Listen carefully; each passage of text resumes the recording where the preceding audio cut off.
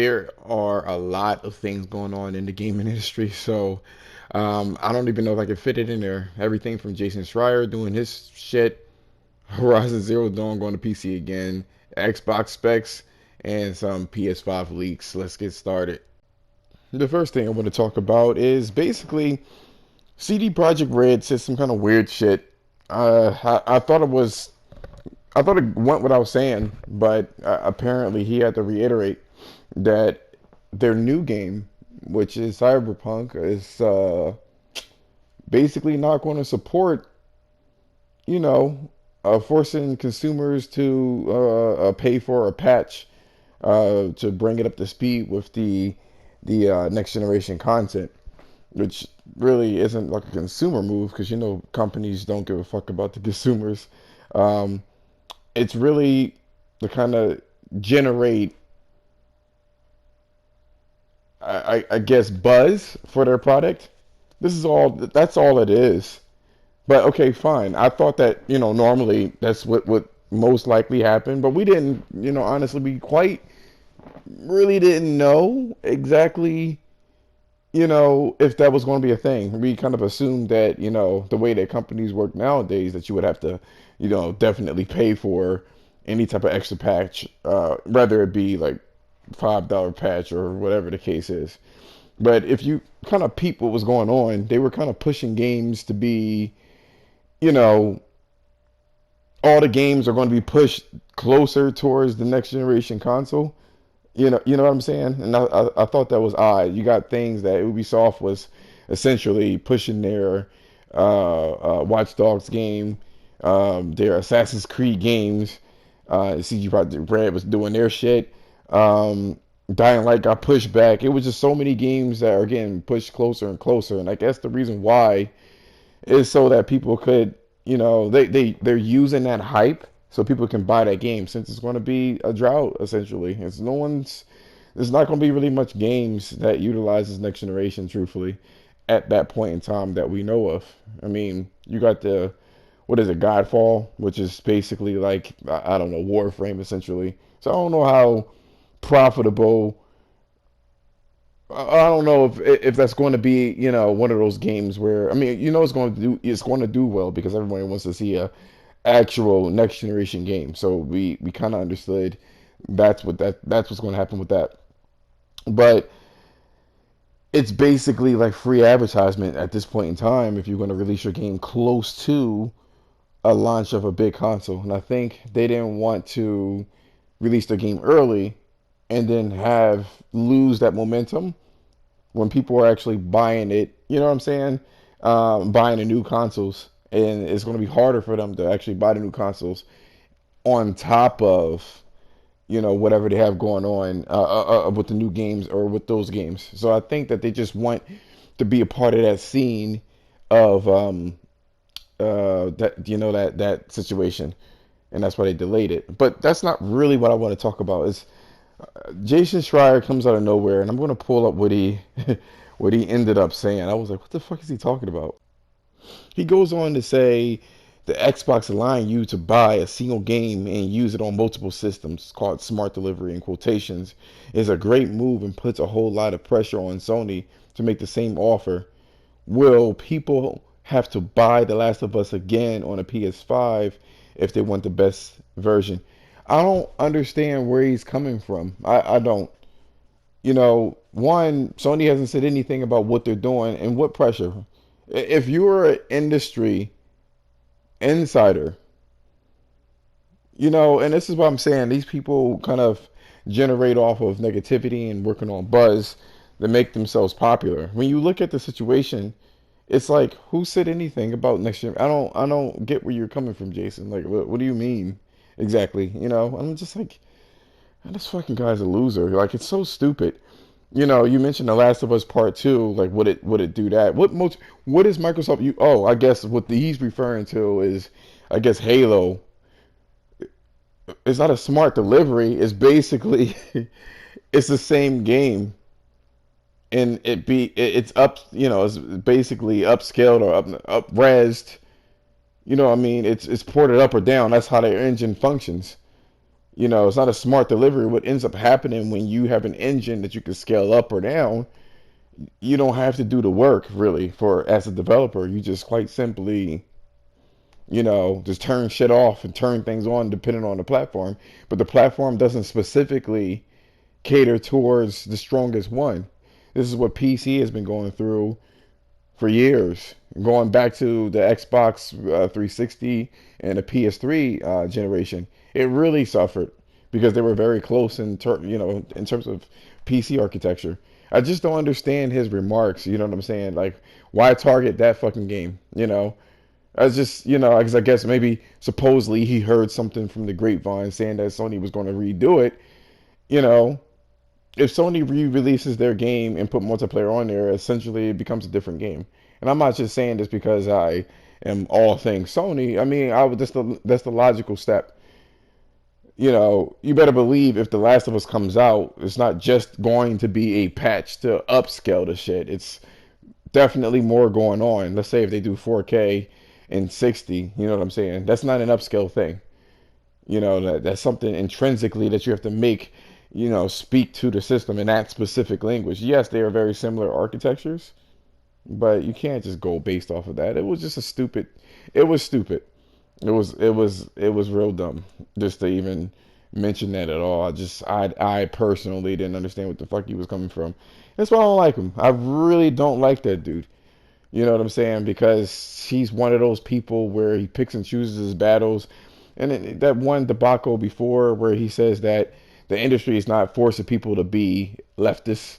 You know what I'm saying? He was saying that the industry could do whatever they want. It's a whole bunch of freedom. And then when somebody asked him like, "Hey, yo, who's conservative in the industry?" and then he blocks people, it takes away all of his credibility to me. I'm not feeling this dude at all. But we can move on to our next subject. Next, I want to talk about Horizon Zero Dawn. Going on to the PC, apparently. You know what I'm saying? Again, so apparently, I swear to God, the internet is crazy. People are just looking and hoping and wishing and praying that this situation happens. And to be quite frank, I don't know if it's going to happen or not. I have no clue. It's totally beyond my comprehension as to what Sony is going to do. But you want to look at all of the facts, okay? So before I started, running out online and saying that Horizon Zero Dawn has a listing in the French Amazon posting and stuff like that, I wanted to kind of do a little bit of research to kind of figure out what exactly is going on here. You know what I'm saying? So it turns out that this same French portion of Amazon has been incorrectly having game listings. One of the things back in 2015, I believe, was Bloodborne. It was supposedly being released on the PC. And going back to Horizon Zero Dawn, they were talking about it being physical. And I'm like, so the objective when it comes to these companies and being publishers are not to create plastic and paper because that costs money and it dips into their profits. Why are they making an actual disc and jewel case of this very thing? To me, it just like what? It didn't make sense to me how they were kind of going about it. It was just like, what is this? You know. So of course, you got my favorite people from Reset Era, which if you couldn't, get a hint of the sarcasm, I really fucking hate them. I don't like them as people. And it's weird if you ever go back to NeoGAF. There's a lot more freedom of speech. They're not just conservatives. It's a lot of different things. But these leftist people, oh man. Anyway, I'm going on a different tangent. Let me stay on task here.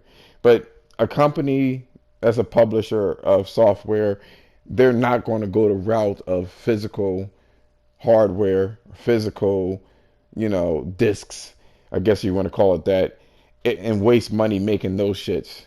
If it was going to be released on a PC, it's going to be a code or some sort of downloadable thing. Now, I guess my question in this particular case is, well, why?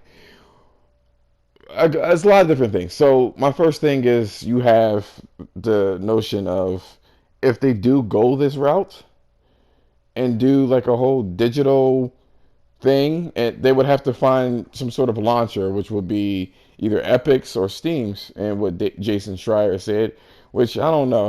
I mean, supposedly he leaked this shit, but I think this shit was an educated guess. He didn't have no fucking insider shit. You know what I'm saying? He just was right a whole bunch of times because those subjects revolved around people that he knew. But I think no one really quite knows what's going on with Sony, and he just made an educated guess or overheard it. Who the fuck knows? I don't really care. But according to this dude, he goes ahead and he's like, well, it's going to be released for Steam and Epic Games. And people are speculating that it's going to be released for Epic Games Store, which they take a lesser cut. You know what I'm saying? Um, they're not going to obviously do it on the Microsoft Store. That's definitely not going to happen. And then, because I don't think Microsoft would allow it. And then Steam takes a higher cut. So my first question is, why even take a cut at all when you can make your own launcher? You know what I'm saying? But then that encroaches on how much money they make on the PlayStation Store. You know what I'm saying? So if they make their own launcher, it will automatically eat into all the other launchers and what they got going on. Let's say if their launcher was some sort of emulator, then you have to pay them extra money to play the drop different games that they had. And let's say they don't go that route and it's just exclusives, then you undermine and undercut your console releases. You know what I'm saying? I don't think they have enough releases unless they're going to do all PS3 games and somehow get it to work on the PlayStation 5 as well, because we don't know if it's going to go backwards compatible all the way back there. And to me, it just was like, this looks like a whole bunch of fucking work. Either they're going to lose money here, or they're going to have to make a launcher and they're going to lose money devaluing their platform. My second question to the situation is, what is it doing by doing this? Let's say if they hammer everything and make everything good, bada bing, bada boom, let's say it works. Well, how is this going to really intrinsically work in this case? You know, um, I guess my question is this: why don't they just make their own launcher? I guess. You know what I'm saying? Or what would be the reasoning as to why? That's what I want to say. I'm sorry. I totally lost track. I trailed off. So, why even do this in the first place? You know what I'm saying? Are they really hurting for money like that? That the PS5 is not going to make certain money? Or are they really afraid of losing money and they want to go to they want to kind of give the piece, break off a piece of the PC market? They were, you know what I'm saying? Like, I just don't understand. Are they going to make that much money? Because they remember before they were saying that they released a PlayStation Pro to kind of snatch back some people that were on PC exclusively, and that didn't really work out as planned. Probably failed internally. We don't know. But why though? It just, to me, that just doesn't make sense to me. It doesn't make sense. I don't get it. So that's my questions for that subject, and it just makes me scratch my head as to like what? I don't know. So anyway, let's go on to our next subject. Now our next subject is Xbox and this 12 teraflops. When they released the data, I wanted to kind of sit back and see what the other YouTubers were saying, do some research on my own as to what this 12 teraflop means, right? So two parts. Let's start with what it could mean in terms of specs and architecture. I'm not going to get into it because I don't know a crazy amount of information, but I do know that the new AMD architecture is more efficient, a lot more efficient. But let's use fake numbers here, right? Now we all know that the Xbox One X is a 6 teraflop system, but even if you can buy two Xbox One X's, you're not going to get that particular performance out of that older architecture. It's not as efficient. Now, I had a video a while ago that kind of stated what a teraflop is, and it's just a certain amount of calculations within a certain time frame. So the more calculations you can do, the more things you can put on the screen, the more things you can calculate. Essentially, the more texture detail you can have, and et cetera, et cetera, et cetera. And basically, the higher the number, theoretically, the better. But there's other things at play of how efficient an engine or how efficient coding could be. So in this particular case, sometimes you may have the richness of a coding, which would be the bit rate of, like you remember back in the day, we had 32-bit, we had 64-bit, 128-bit, and then you had etc. Um, the Xbox, the original Xbox back in 2001 was, if I'm not mistaken, a 32-bit system, but its clock speed was much, much faster, right? That was the whole situation. So the richness for which the amount of instructions it could do, which ties into teraflops, their instructions essentially, um, wasn't as rich as the PS3s, which allowed the PS3 to do certain, or PS2s, excuse me, which allowed the PS2 to do certain things that the original Xbox, couldn't do. Um, the PlayStation 3, or sorry, PlayStation 2 was at a clock speed of, I believe it was 298 megahertz. I had to think about that because it was such a long time ago. So that shit was garbage. But either way, that's what it was able to do. Now the original Xbox was like a 730, I believe, megahertz. So on paper, the 730 megahertz looked like it was definitely one of those things where it was, a big thing. Um, and when it came down to actual, calculations in real world, it wasn't really doing it wasn't doing a lot. Certain things the PS2 could do was better. So sorry, let me get my thoughts together. Okay, so basically what I'm trying to say is this: the richness. Even though it could do less calculations in a certain time frame, it could do. Is this shit flickering? The fuck was the hell about? Anyway, my power looked like it was flickering. But anyway, even though it could do less, right? It was still able to do more coding. It could do a lot. So think of it like this, like a moving van. You have a Ferrari that could just go pew pew back and forth, right? But you can barely put anything in that bitch, right? And then the PS2 is like a moving truck where you can put a whole bunch of shit inside of it and make less trips, essentially. So it could carry more information within these particular instructions. I think the same thing is going on with this. So that's why, the new architecture on these new consoles are more rich. And here's the thing. This is why people say that teraflops doesn't really matter, and it doesn't say the whole story, because you also have how fast a processor is able to load information. That's another big thing. How fast is it going to load that information? And there's a possibility that the PlayStation 5 is weaker than the Xbox Series X. That's a possibility. But how much weaker? I mean, what if the PS4 5 was at 11 teraflops? Now, at this point in time, yeah, Microsoft has the numbers, but then they have to pay the price for those particular numbers, leading to like a $500 console. We all know that Microsoft clearly doesn't care about the generation. The numbers game is the best thing for them. And in practicality, maybe it's possible that the Sony will make the PS5, which I really truthfully believe that the PS5 is going to be a $400 console, $399, and they're going to take that hit. They're going to eat that shit.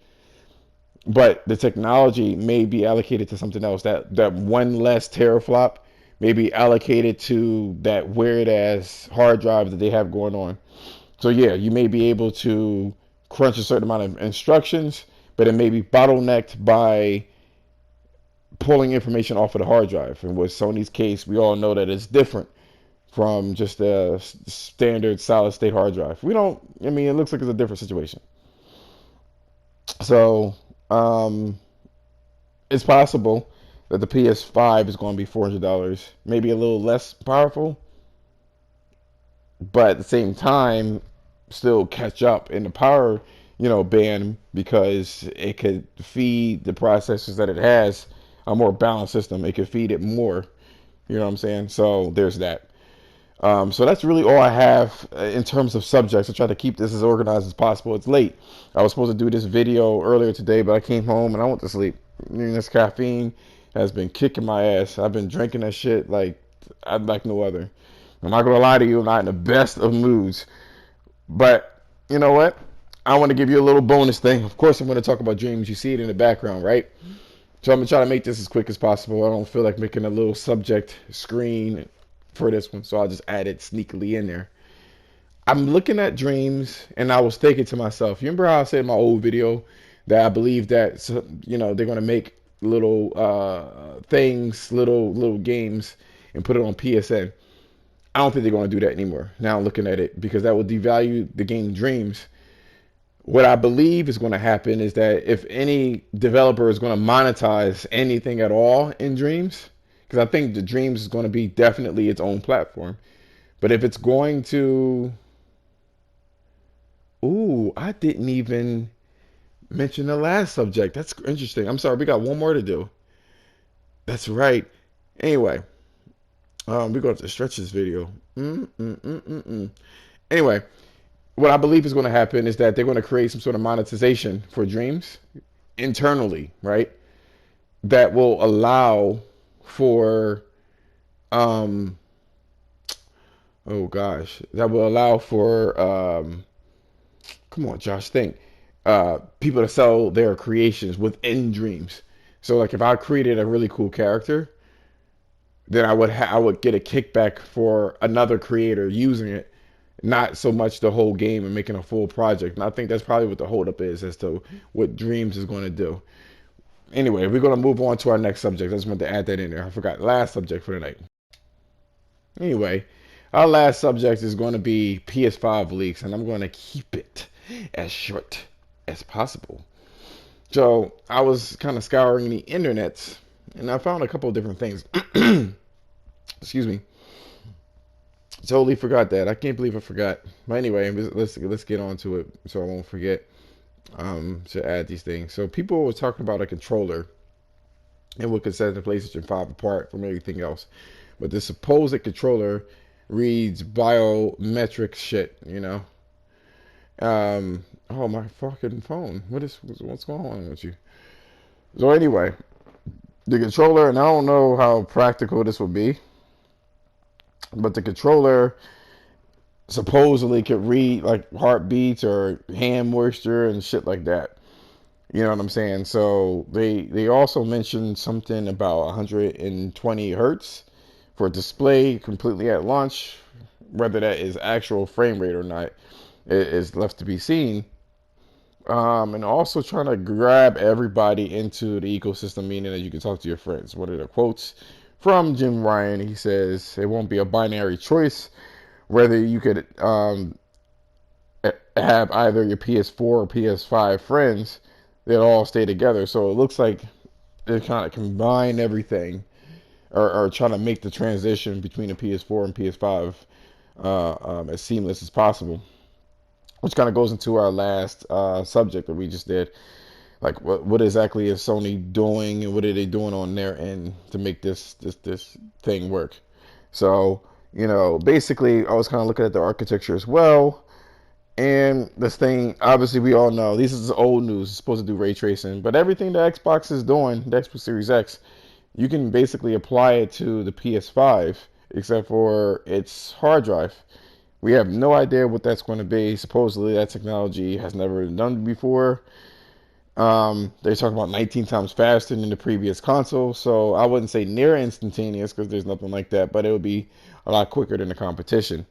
You know what I'm saying? So, would it? I think personally, it's going to do a lot of things backwards compatible wise to make it more worthwhile to place your discs into that game or upload an older game into the system.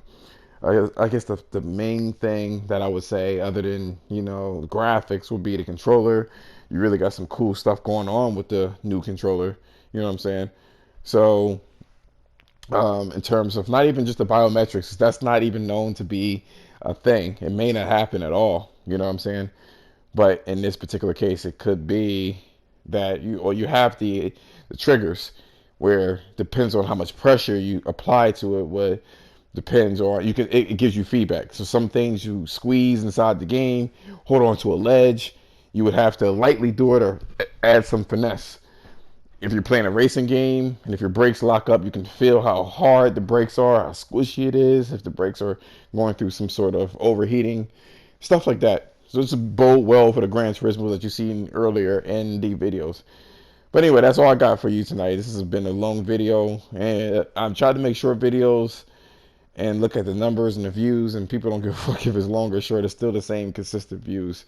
Anyway, join me on my podcast on Saturday, 6:30 Eastern Standard Time. What we usually do is we touch upon these subjects and basically extend the argument on there. But thank you so much for watching my video. Let me know in the comments what you liked or disliked about the video, and if you liked it, that would be appreciated. Good night.